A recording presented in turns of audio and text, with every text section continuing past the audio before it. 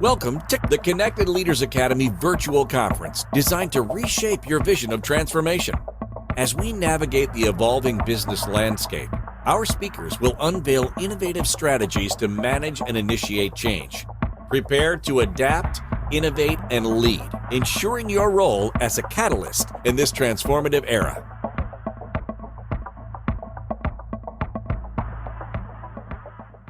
Today, I want to talk to you about 3 stories from my life. No big deal, just 3 simple stories. First story is what I call connecting the dots. See, I was born in Guyana, South America. It's a third world country, and I was born child number 13 to my mother and father.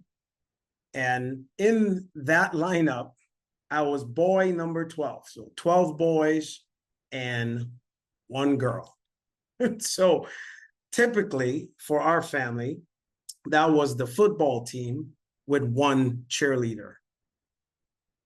Being the 12th son in a family that was already living in a third world country, struggling with hardship, I was born to a father who was third in his family, but my father never had an education. See, his father died when he was 5 years old, and he had 3 sisters and his mom. So at age 5, my dad had to go into the workforce. My dad was working in the gold mines of Guyana, panning for gold to take care of his 3 sisters and his mother. I share that to share, since this is about leadership. My father had to lead at a very young age, and he never had a formal education. One of the things I learned from my father throughout the years, though, was effective leadership.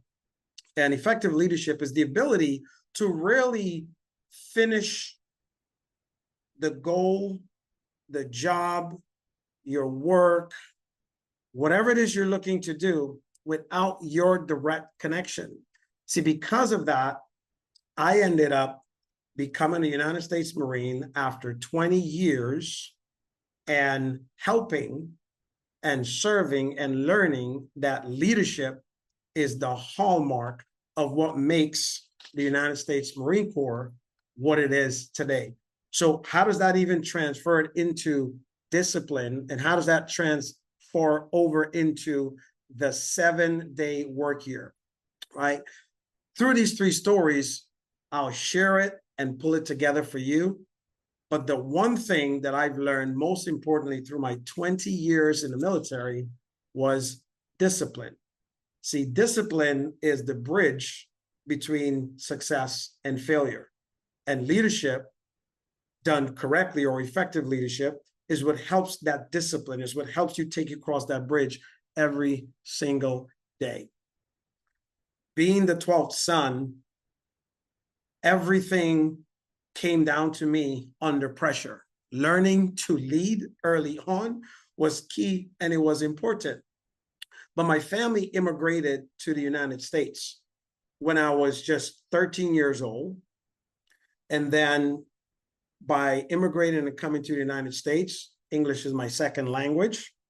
I now speak 5 different languages, but adjusting to the climate of the United States, I was a pretty intelligent young child. So I had already graduated high school at age 13, come into the United States.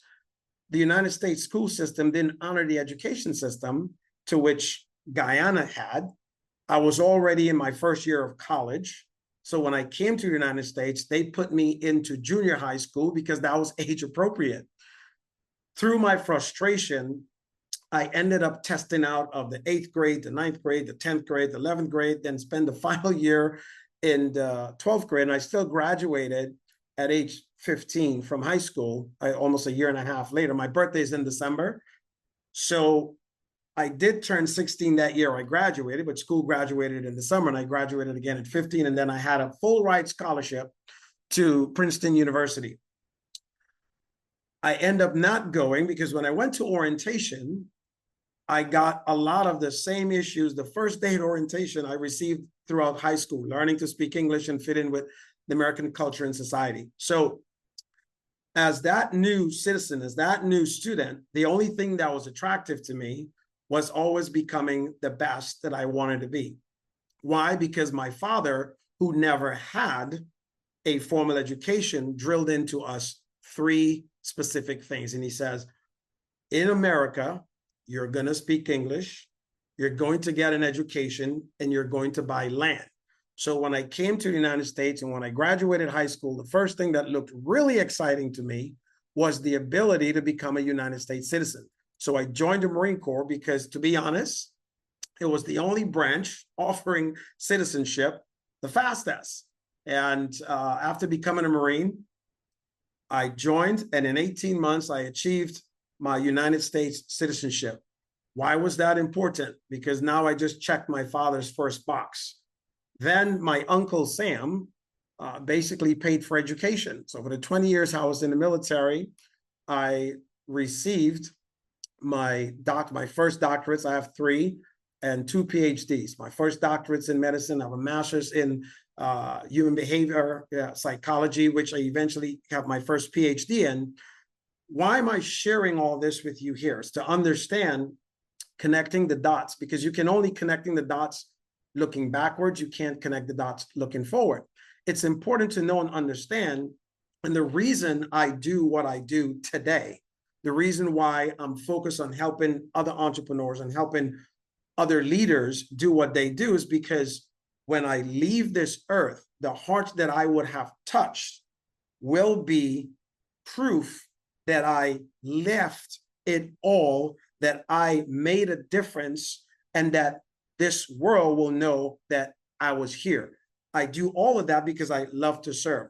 So throughout my 20 years in the military, at age 19, I fell in love, got married. My parents told me not to do it. My best friend, the pastor of the church, and including my favorite brother. And I thought at 19, I knew it all. And I told them they were all just jealous. This is important because that same marriage, 14 years in my career, I was deployed to Iraq. I got injured in Iraq. I was blown up, paralyzed from the waist down for 9 months, couldn't walk, and I could not talk. 9 months. When I came back to the United States from Iraq, it ended in a really bad divorce. In that time, through that progression, I was suffering from PTSD, suicide ideation. There was depression. I had to seek psychiatric help for 5 years. In that process, I ended up 5 years homeless, living out of my car. And one of the first lessons I learned in that space was to put God first. The one thing I had to hold on to, the one thing I had to cling on to, was my faith. Putting God first.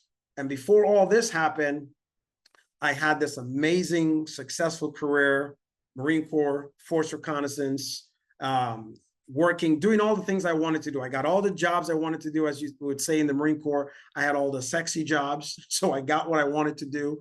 I did everything I was supposed to do, and then I still end up living in my car. So I learned also to fail big. Failing big was a big lesson. And as John Maxwell wrote in his book, Failing Forward, I learned a lot of lessons there.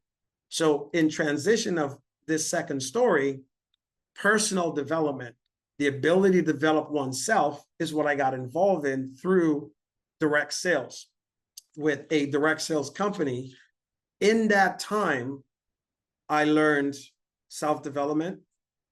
I learned business. I learned sales, which, by the way, is the #1 skill every entrepreneur needs.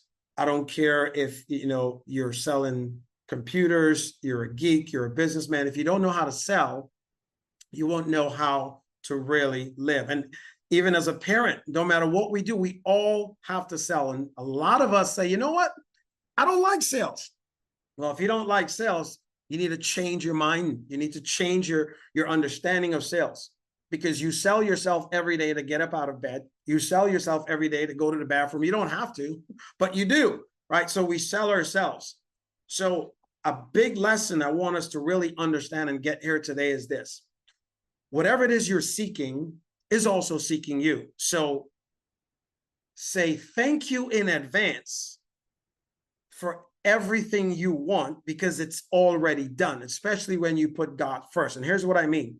True desire in the heart for anything good is sent to you by God beforehand to indicate that it's already yours. See, the dream and the desire I had back then, when I was homeless, when I was living in the car, when I was frustrated, when I was depressed, when I had no money in my bank account, was for the lifestyle I have today. What is that lifestyle that I have today? See, when I got into sales, I started sharing my big reason why I was doing what I wanted to do. And that was, believe it or not, to live and have 2 vacations a year, 6 months apiece, in different hemispheres of the world. I've always been known to be somewhat crazy by other people's definition. In fact, when I was going to school as a child, my report cards always said, Obom is an interesting child. And I've seen that all the way from grade 1 through high school. And I thought, wow, interesting is such an amazing word. What I didn't know was interesting is one of the only words you can use to not describe how cuckoo crazy they thought I was. But that was my blessing as an entrepreneur, labeled ADHD. Most every entrepreneur is that way, because you can't pay attention to the same monotonous things over and over and over. So it wasn't the medication my mom opted out of. She chose to give me more challenges and make me more creative in life. So settling down on what started this whole 7-day work year for me was one day I'm sick and tired of where my life was at the moment. I'm in California. This is the divorce is final. I'm figuring out what I'm going to do with my life. I'm now getting things on. I can't work a job. I was at the time, because of the PTSD, suicide ideation, I was actually sitting in a storage facility that didn't have a air conditioner unit in it, because I couldn't afford to use one, with a 38 to my head, about to pull the trigger. And at the time, my 2 daughters, who were 7 and 9, that are now parents of their own, it's made me a grandfather. I love it, both of them. Both of my daughters got me grandsons. So kudos to me for that. Now, here's the thing. My thoughts were on them. And before pulling that trigger, I remember thinking, I can't leave my 2 little girls to be unattended. That sliver of hope. Now I'm sitting there in the middle of the storage facility. It's in the middle of August in California in a zinc storage. It is hot as ever. I'm sweating. I'm crying. I'm disgusted. And the box that I was sitting on was a box of books, and the box broke. And the book Think and Grow Rich came out. I probably should have been reading the book. And I started reading the book. And one of the things that was extremely powerful was reading about desire. See, desire is what keeps you up late at night and it wakes you up early in the morning. That desire that I had was to be able to take care of my 2 girls. So my motivation was more outward for them than it was for myself. I had a plan, because that was the only thing I failed at the time, was pulling that trigger. I had a plan to go to the gym on base and eventually do it. But I was going to set up my insurance plan and get everything done so that my daughters can be, this is where I was mentally. But in going to the gym and starting to work out the one day to try to figure out how I was going to be able to pull that trigger in the locker room after I finished working out, and it was going to be done. It was to leave a nice note after some. The plan was for 2 weeks. For anyone who's ever been struggling with suicide or suicide ideation, you get very clear on what you want to do when you want to do it. I was there. Fortunately, I have now been distracted the first day I walked into the gym by a few women doing aerobics class. Many of you men can relate to women in aerobics outfit that stimulate the senses, and that was my distraction. And I went to that class every day for 6 months, and as God would have it, the fun of it was I then learned every single day to let out a lot of that stress. That put me on to starting to read and focus. In that read and that focus, and I started dreaming for this lifestyle that I wanted, that I was seeking.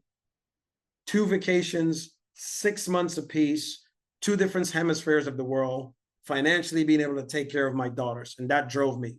In the space of 3 years in the car, I eventually read over 307 different books, putting all of that into my spirit, into my life, putting God first, focusing, and then started to generate a lot of income.